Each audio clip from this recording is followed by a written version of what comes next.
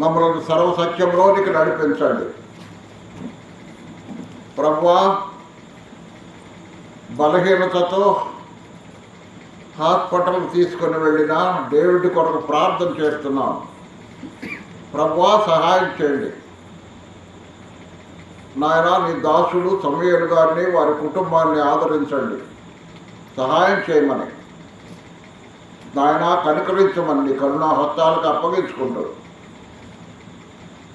మా రక్షణకర్త విమోచకుడా, మా కొరకు త్వరగా రాబోతున్నా రాజులకు రాజు ప్రభువులకు ప్రభు అయిన క్రీస్తు ప్రభువు మహిమ గల నామమున స్తోత్రములు కృతజ్ఞతాస్తుతులు చెల్లించి ప్రార్థన చేసి వెడుతున్నాము తండ్రి, ఆమేన్. ప్రభునందు ప్రియ సహోదర సహోదరులారా, ఈ వాక్యం చదువుకున్న వాక్య భాగంలో 7 వచనాలు చదువుకున్నాం. 7 వచనాలను మనం విభజించుకుంటే మొదటి వచనం ఒక అంశము, 2, 3, 4 వచనాలు ఒక అంశము, 5, 6, 7 వచనాలు ఒక అంశంగా మనం చదువుకుందాం. ఎందుకంటే అపోస్తలుడైన పౌలు తిమోతి అనబడిన తన ఆత్మీయ కుమారునికి రాస్తూ ఈ మాటలు తెలియపరుస్తున్నాడు. తిమోతి, మనము సంపూర్ణ భక్తి మాన్యత కలిగి నెమ్మదిగాను సుఖముగాను బ్రతకాలంటే ఏం చేయాలి? గమనించారా? ఒక తిమోతి మాత్రమే కాదు, మనము కూడా సంపూర్ణమైన భక్తి కలిగి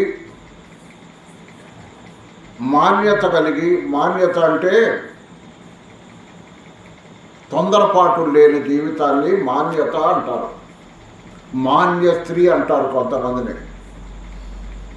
కాబట్టి మనము సంపూర్ణ భక్తి కలిగి ఉండటానికి, తొందరలు లేకుండా ఉండటానికి, నెమ్మదిగా సుఖముగా బ్రతకటానికి ఏం చేయాలో సూత్రం చెప్తున్నాడు పౌలు. ఏం చేయాలంటే అన్నిటికంటే ముఖ్యంగా మనం ఆ విధంగా బ్రతకాలంటే అన్నిటికంటే ముఖ్యంగా చేయాల్సిన పనులు చెప్తున్నాడు. ఒకటి, మనుషులందరి కొరకు ప్రార్థన చేయాలి. ప్రపంచం అంతట్లో ఉన్న మనుషులందరి కొరకు ప్రార్థన చేయాలి. మన దేశంలో ఉన్న ప్రజల కొరకు ప్రార్థన చేయాలి. మన రాష్ట్రంలో ఉన్న ప్రజల కొరకు ప్రార్థన చేయాలి. మన జిల్లాలో ఉన్న ప్రజల కొరకు ప్రార్థన చేయాలి. మన మండలంలో ఉన్న ప్రజల కొరకు ప్రార్థన చేయాలి. మన గ్రామంలో ఉన్న ప్రజల కొరకు ప్రార్థన చేయాలి. మనం ఉన్న ప్రాంతంలో ఉన్న ప్రజల కొరకు ప్రార్థన చేయాలి.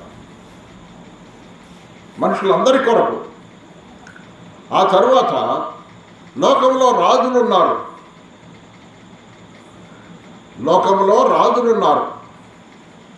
భూటాన్ రాజున్నాడు, నేపాల్ రాజున్నాడు, మన చుట్టుపట్ల పొరుగు దేశాల్లోనే రాజులున్నారు. ఇక అరబ్ కంట్రీస్లో 12 మంది రాజులు ఉన్నారు. అరబ్ కంట్రీస్లో 12 మంది రాజులు. దేవుడే చెప్పాడు, ఇస్మాయిల్ సంతానములో నుండి 12 మంది రాజులు వస్తారన్నాడు. కాబట్టి రాజుల కొరకు మనం ప్రార్థన చేయాలి. ఆ తరువాత అధికారులందరి కొరకు ప్రార్థన చేయాలి. ఎవరు అధికారులు?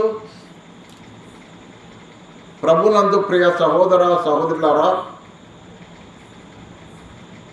రాష్ట్రపతి కానీ, ప్రధానమంత్రులు కానీ, ముఖ్యమంత్రులు కానీ, వారి మంత్రి మండలి కానీ, వారి అధికారులు కానీ అందరి కొరకు ప్రార్థన చేయాలి.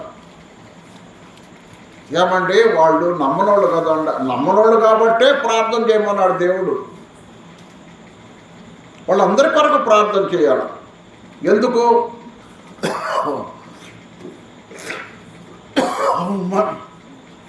మనము సంపూర్ణ భక్తి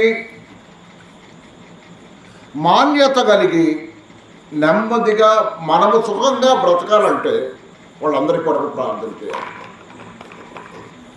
వాళ్ళ కొరకు మనం ప్రార్థన చేస్తూ ఉండగా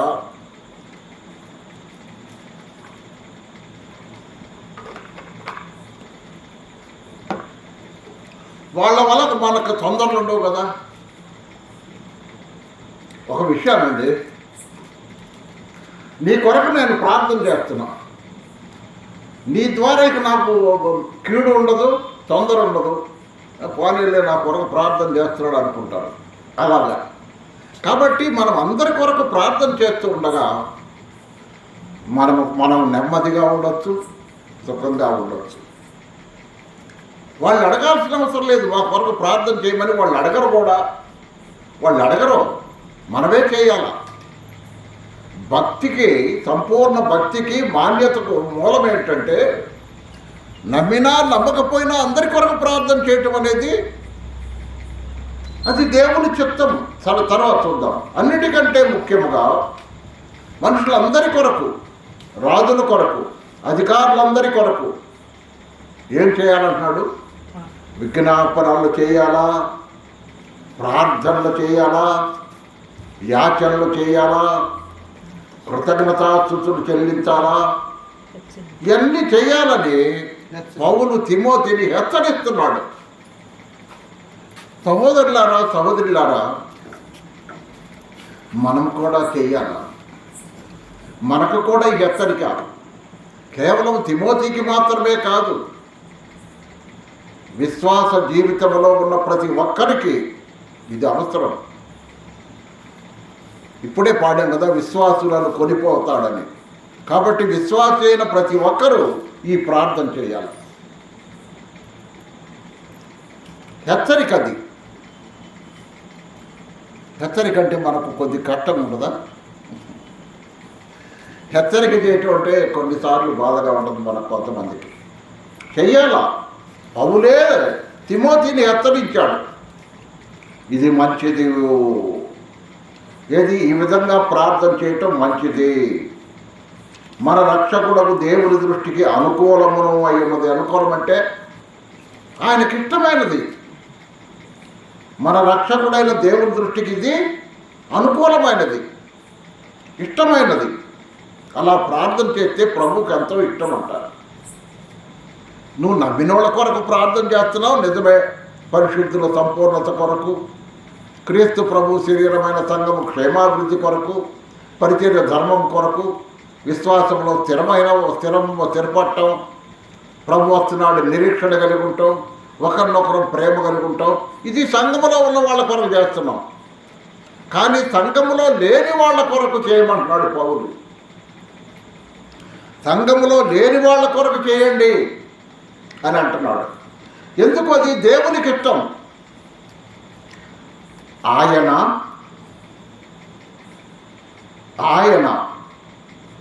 అంటే సృష్టికర్త అయిన దేవుడు మనుషులందరూ రక్షణ పొందాలని ఆయన కోరిక. అపోస్తుల కార్యములు చూడండి, అపోస్తుల కార్యముల గ్రంథం 17వ అధ్యాయం. అపోస్తుల కార్యముల గ్రంథం 17వ అధ్యాయంలో పౌలు ఏథెన్స్ పట్టణంలో ఆ మాట అన్నాడు. చూద్దాం. ఆ అజ్ఞాన కాలములను దేవుడు 30 ఆ అజ్ఞాన కాలములను దేవుడు చూచి చూడనట్టుగా ఉండెను. ఇప్పుడైతే అంతటను అందరూ మారు మనస్సు పొందవలని మనుషులకు ఆజ్ఞాపించుతున్నాడు. దేవుని ఆజ్ఞది. దేవునికి ఇష్టము, దేవుని ఆజ్ఞ కూడా. దేవుడు ఇచ్చయించుతున్నాడంటే దేవుని కోరిక అది. అందరి కొరకు మనం ప్రార్థన చేయటం అనేది దేవుని కోరిక. అంత మాత్రమే కాదు, మనుషులందరూ కూడా రక్షణ పొందాలని. దేవుని చేత, సృష్టికర్త అయిన దేవుని చేత సృష్టించబడిన మానవులు అందరూ కూడా ఆత్మరక్షణ, పాపక్షమాపణ పొందాలని. పాపములో ఉండి నరకానికి పోవటం దేవునికి ఇష్టం లేదు. పాపముల నుండి విడిపించబడి నరకాగ్నిగుండమును తప్పించుకొని పరలోక వారసులు కావాలని ఇంకొక మాట ఉంది కూడా చూద్దాం. ఎఫెసీ పత్రిక 1వ అధ్యాయం. అపోస్తలుడైన పౌలు ఎఫెసీలకు రాసిన పత్రిక 17వ అధ్యాయం 4-6 వచనాల్లో ఒక మాట నేను చదువుతున్నాను. మనల్ని ముందుగా తన కోసము నిర్ణయించుకొని మనము తన ఎదుట దేవుని ఎదుట పరిశుద్ధులమును నిర్దోషులమై ఉండాలని దేవుని కోరిక. అది పరిశుద్ధులుగా ఉండాలా, పాపము లేని వారుగా ఉండాలా, దోషము లేని వారుగా ఉండాలని అది దేవుని కోరిక. సహోదరులారా, సహోదరులు, ఎందుకంటే భూమి మీద ఉన్న మానవులందరూ దేవునిలో నుంచి వచ్చిన వారే.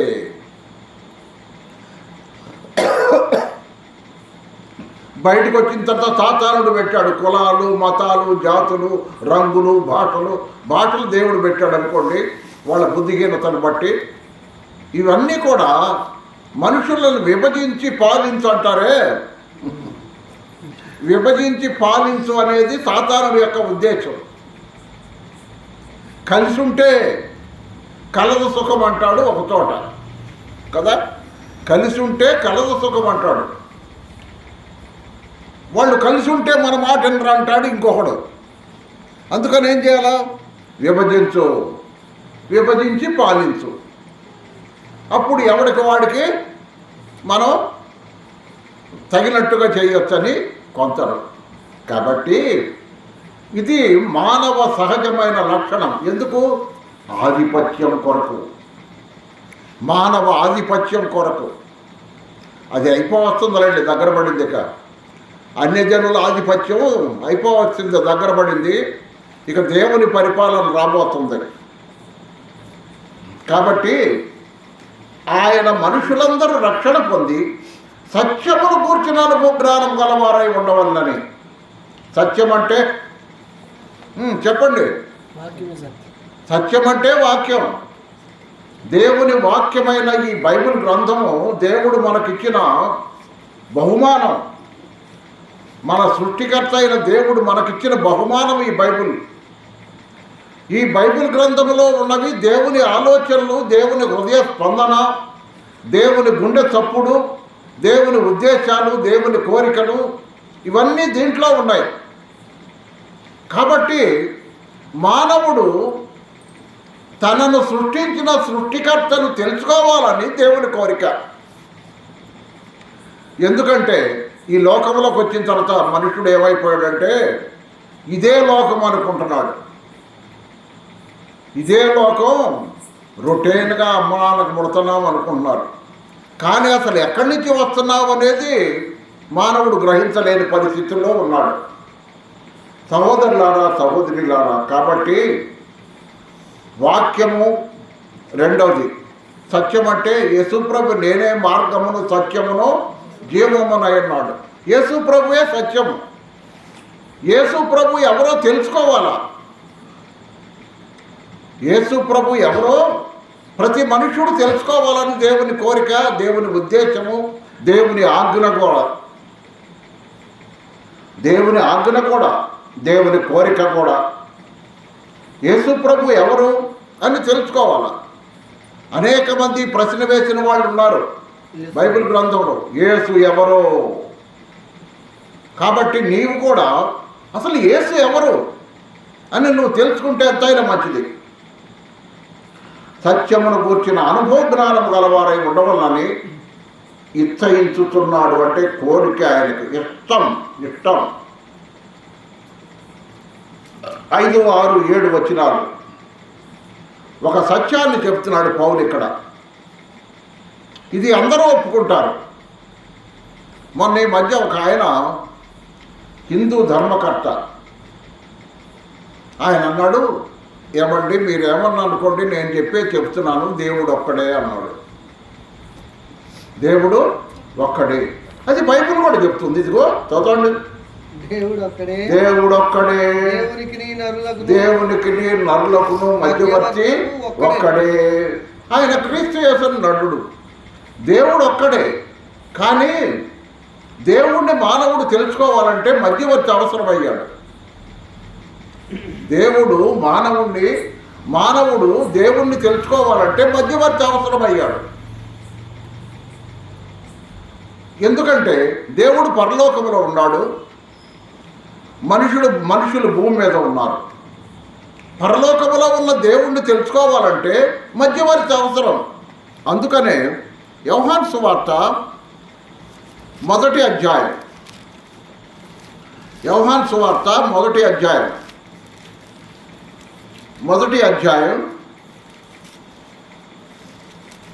18వ వచనం.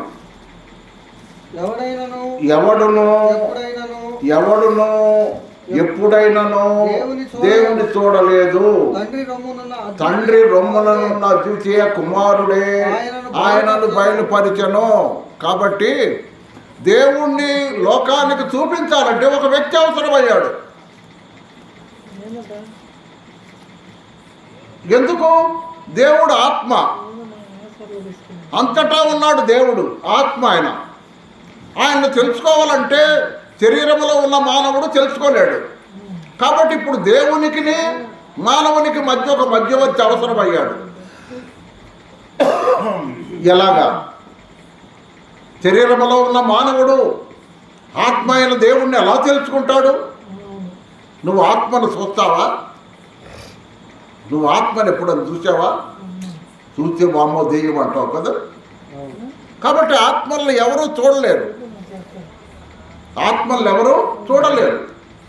కాబట్టి ఆత్మ అయిన దేవుణ్ణి మానవుడు చూడలేడు, చూచి బ్రతకలేడు కూడా. సమీపింపరాని తేజస్సులో నీవు వసించువాడవైనా మా సమీపమునకు దిగి వచ్చినావు.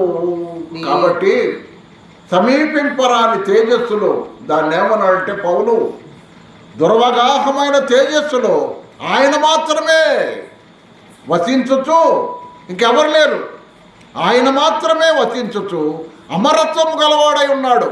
అమరుడు, యుగయుగములకు ఆయనే దేవుడు, యుగయుగములు ఆయనే ఉండేవాడు, ఎల్లప్పుడూ ఉండేవాడు.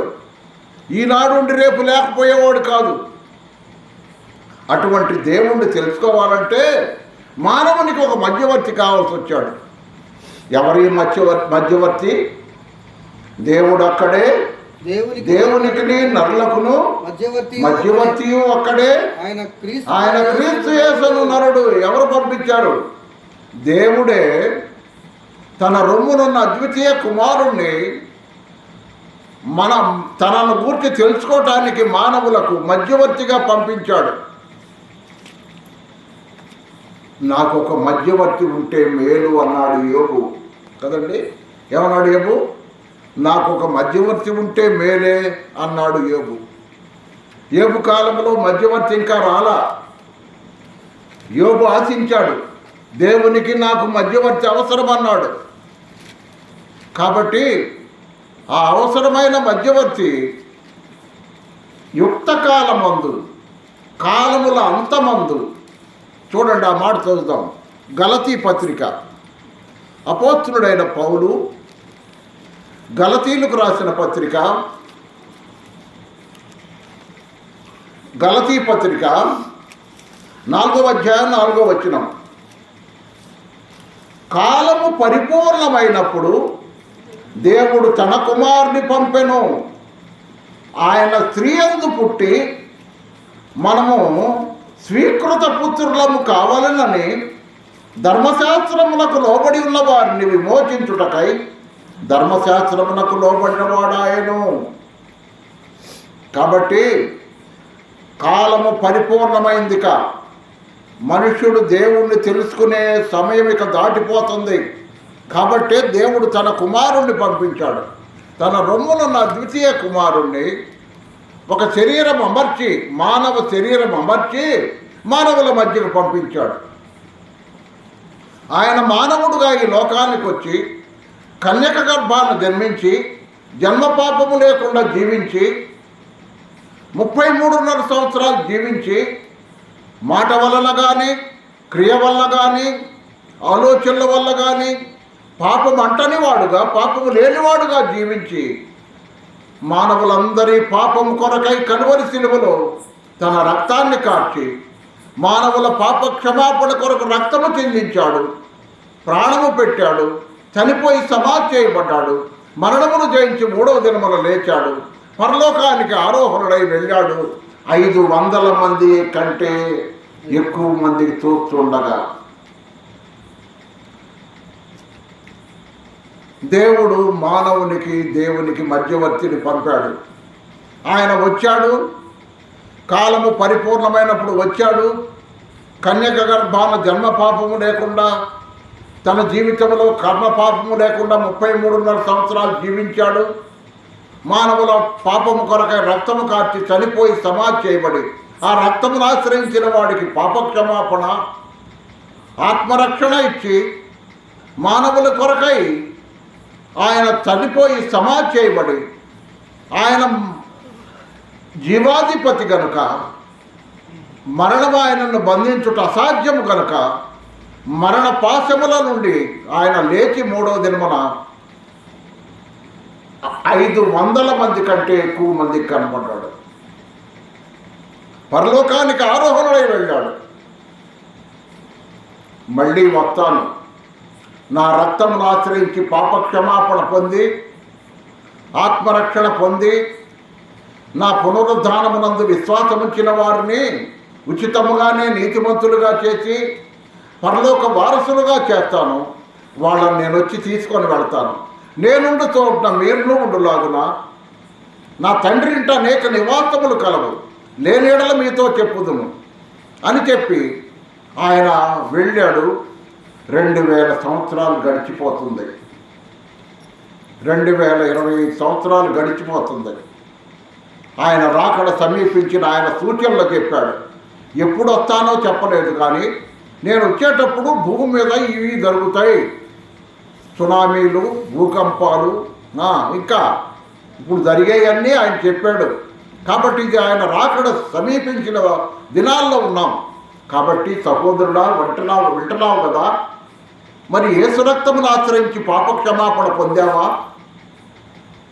ఆత్మరక్షణ పొందావా? ఆయన మరణమును జయించి తిరిగి లేచాడని, మృత్యుంజయుడని ఆయన పునరుద్ధానమునందు విశ్వాసం ఉంచావా? లేకపోతే ఇదే అనుకూలమైన సమయం, ఇదే రక్షణ దినం, ఇప్పుడే నువ్వు నమ్ముకుంటే నీకు మేలు, రేపు నీది కాదు. అట్లా నేను నాది కూడా కాదు, నేను చెప్పలేను. ఆయన ఎప్పుడు పిలిస్తే అప్పుడు వెళ్ళిపోతాం. నా తండ్రి ఇంటికి వెళ్ళిపోతాను, నేను నా ఇంటికి నేను వెళ్ళిపోతాను. మరి నువ్వు వెళ్తావా? పాపక్షమాపణ పొందకపోతే నువ్వు వెళ్ళలేవు, నరకాగ్నిగుండానికి వెళ్తావు, జాగ్రత్త. కాబట్టి ఇప్పుడైనా యేసు ప్రభువుని నమ్ముకొని ఆత్మరక్షణ పొంది పాపక్షమాపణ పొందు. 6వ వచనం, ఈయన ఎవరు? ఈ క్రీస్తు యేసు అనే నరుడు అందరి కొరకు విమోచన క్రయధనముగా తన్ను తానే సమర్పించుకొనెను. మానవులను విమోచించుటకు, అంటే విడిపించుటకు, పాపము నుంచి విడిపించుటకు, పరలోక వారసులుగా చేయటానికి ఆయన తన అమూల్యమైన రక్తాన్ని కార్చాడు. యేసు రక్తము ప్రతి పాపము నుండి మనల్ని పవిత్రులుగా చేస్తుంది. ఆయన రక్తము మన రక్తము వంటిది కాదు. మన రక్తము జన్మ కర్మ పాపములతో నిండిన రక్తము. కానీ యేసు రక్తములో పాపము లేదు, జన్మలో పాపము లేదు, జీవితంలో పాపము లేదు. అది అమూల్యమైన రక్తం, నిర్దోషమైన రక్తం, నిష్కళంకమైన రక్తం. గొర్రెపిల్ల వంటి క్రీస్తు రక్తాన్ని మన కొరకు చెందించాడు. అది మన విమోచనకు క్రయధనం. మానవుడు పాపము నుంచి విడిపించబడటానికి యేసు రక్తమే విమోచన క్రయధనం. అందరి కొరకు, నమ్మిన వాళ్ళందరి కొరకు, ప్రపంచంలో ఉన్న మానవాళి అందరి కొరకు, నీ కొరకు కూడా. వింటున్నావు కదా? నీ కొరకు కూడా విమోచన క్రయధనముగా తను తానే సమర్పించుకొనెను. దీన్ని గూర్చిన సాక్ష్యము యుక్త కాలములయందు ఇయ్యబడును. ఇదిగో ఈరోజు ఇవ్వబడుతుంది. ఇది నీకు యుక్తకాలం. ఈ యుక్తకాలమున నీకు ఇవ్వబడుతుంది ఈ సమాచారం, ఈ సాక్ష్యం. వింటున్నావు కదా? నేను వినలేదు అని అంటానికి వీల్లేదు. నువ్వు వింటున్న సంగతి దేవునికి తెలుసు. కాబట్టి ఇప్పుడైనా ప్రభు ఆ పాపినైనా నన్ను క్షమించమని అడిగి పాపక్షమాపణ పొందు. అడిగితే ఆయన తన రక్తముతో కడిగి పాపాన్ని క్షమిస్తాడు. పరలోకానికి వారసుడుగా వారసురాలుగా చేస్తాడు. నా యొద్దకు వచ్చి వారిని నేను ఏమాత్రమును త్రోసివేయను. నువ్వెవరివైనా సరే. తను తానే ఆయన సమర్పించుకున్నాడు. ఈ సాక్ష్యం ఇచ్చుటకై పౌలు అంటున్నాడు, నేను ప్రకటించువాడనుగాను, అపోస్తులుడనగాను, విశ్వాస సత్యముల విషయములో అన్యజనులకు బోధకుడనుగాను నియమింపబడితిని. అలనాడు పౌలు నియమింపబడ్డాడు.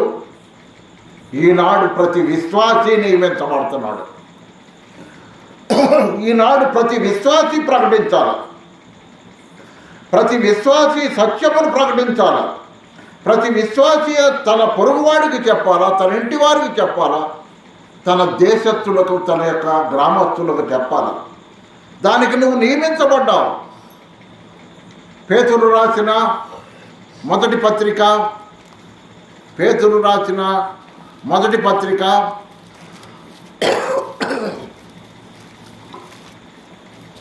2వ అధ్యాయం 9వ వచనం. 2:9. అయితే మీరు చీకటిలో నుండి ఆశ్చర్యకరమైన తన వెలుగులోకి మనల్ని పిలిచాడు. గుణాతిశయములను ఆయన మనం చీకటిలో ఉండగా, పాపములో ఉండగా, నరకాగ్ని కూడా మనకు పాత్రులమైండుగా ఆయన మనల్ని తన ఆశ్చర్యకరమైన వెలుగులోకి పిలిచాడు. మిమ్మల్ని పిలిచిన వాని గుణాతిశయములను ప్రచురము చేయు నిమిత్తము. ఎందుకు పిలిచాడు? చెప్పటానికి. నీకు నోరు ఉందిగా, అన్నీ మాట్లాడుతున్నావుగా, చెప్తున్నావా? నోరు ఉందిగా, అన్నీ మాట్లాడుతున్నావుగా, యేసయ్యను గురించి చెప్పలేవా? నువ్వు నేను మనందరం అన్నీ చెప్తారు, అన్నీ మాట్లాడతారు, కానీ యేసయ్యను గురించి మాట్లాడరు. నిన్ను పిలిచిన వాడు ఆయన కదా, నీకు పాపక్షమాపణ కలుగు చేసిన వాడు ఆయన కదా. ఆయన గురించి చెప్పడం నీ నోరేమైంది? ఈ రాత్రి దేవుని వాక్యం వింటున్న ప్రియ సహోదరుడా, సహోదరి, పిలిచిన వాని గుణాతిశయములు ప్రచురము చేయు నిమిత్తము నిన్ను ప్రత్యేకపరుచుకున్నాడు.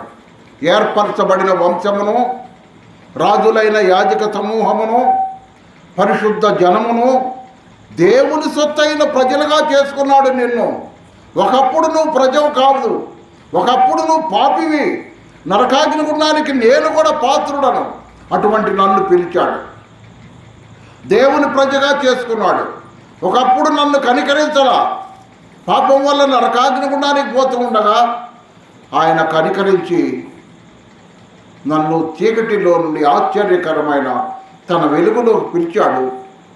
ఆయన గుణాతిశయములు చెప్పవా? ఆయన మానవుల కొరకు చేసిన దాన్ని చెప్పవా? నోరు తెరవా? నోరు తెరిచి చెప్పవా? నీ ఇంటి వారికి చెప్పు, నీ భర్తకు చెప్పు, నీ భార్యకు చెప్పు, నీ పిల్లలకు చెప్పు, నీ బంధువులకు చెప్పు, నీకు ఇరుగుపరు అన్నీ చెబుతారు, కానీ అది మాత్రం చెప్పరు. నువ్వు విశ్వాసమైతే చెప్తావు. విశ్వాసివా కాదా ఒకసారి నిన్ను నీవు పరీక్షించుకో. నేను ప్రకటించువాడను అన్నాడు పౌలు. నేను అపోస్తులుడని అన్నాడు, అంటే పంపబడిన వాడని అన్నాడు. ఎందుకు? విశ్వాస సత్యముల విషయములో. విశ్వాసముల గురించి చెప్పాలా, సత్యమైన వాక్యముల గురించి కూడా చెప్పాలా. 2 మాటలు చెప్పాను కదా నేను, గుర్తులేదా? గుర్తులేదా? 2 మాటలు చెప్పాను నేను ఒకరోజు. ఏంటో చెప్పండి. యేసు ప్రభు నన్ను రక్షించాడు, నిన్ను కూడా రక్షిస్తాడా? మరి 2 మాటలు చెప్పలేవా? ఆ 2 మాటలు రావా నోటమ్మటే? యేసు ప్రభు నన్ను రక్షించాడు, నిన్ను కూడా రక్షిస్తాడు. ఒక్క మాట చెప్పలేవా? దాంట్లో యేసు ప్రభు నన్ను రక్షించాడనేది సాక్ష్యం, నిన్ను రక్షిస్తాడనేది సువార్త.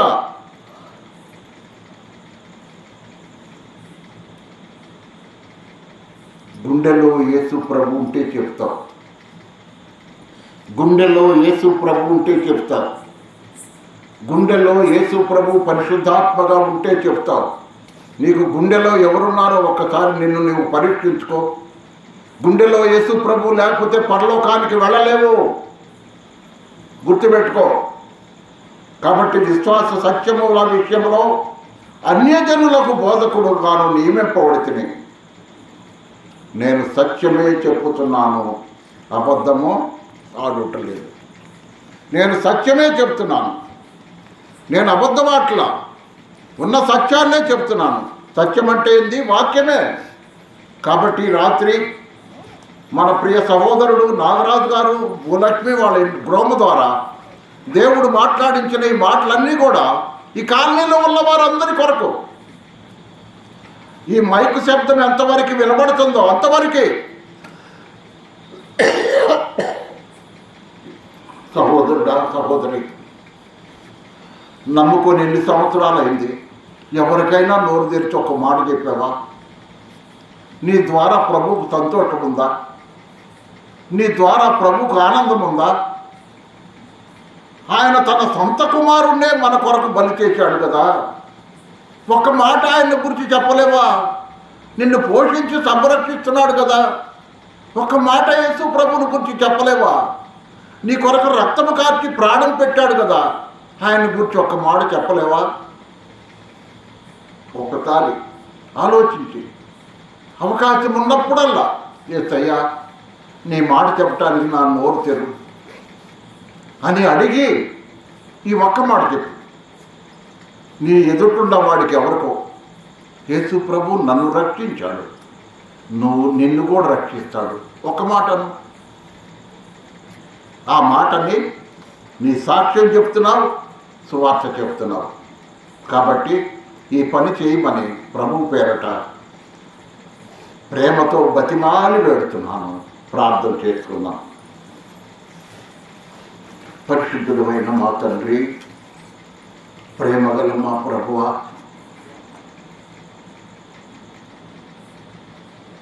నోట్లో నాలుగున్న ప్రతి ఒక్కడు రక్షించబడిన వాడైతే సువార్త చెప్పాలి. నాలుక లేని వాడైతే అనుకోవచ్చు వాడు మూగవాడు. నాలుక ఉండేగా, మాకు మాట్లాడించే నాలుక ఉందగా, మాట్లాడుతున్నాముగా. కాబట్టి నాయన, నిన్ను గూర్చిన మాటలు, నీ గుణములు యొక్క అతిశయము, నీ గుణాతిశయములు మేము ప్రచురం చేయటానికి నీ ఆత్మచేత బలపరుచుమని ప్రేమతో చేర్చుకొని సువార్త ప్రకటించుటకు నీ దాసుడు మా ప్రియుడు నాగరాజు భూలక్ష్మి వాళ్ళు తమ గృహాన్ని మా కొరకు తెరిచారు. నీ నా మహిమార్థముగా ఈ మాటలు ప్రజలకు వినబడ్డాయి.